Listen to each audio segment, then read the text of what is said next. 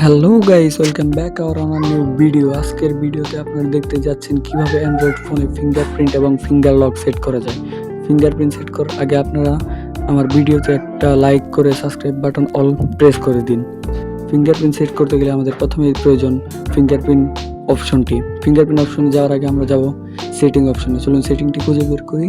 Setting অপশনে গিয়ে setting অপশনে প্রবেশ করি। আমরা সেটিং অপশনে প্রবেশ করে গিয়ে আমাদের পাসওয়ার্ড এবং সিকিউরিটি অপশন খুঁজে বের করতে হবে। খুঁজে বের করেছি, তার ভিতর প্রবেশ করে ফিঙ্গারপ্রিন্ট অপশনে প্রবেশ করতে হবে।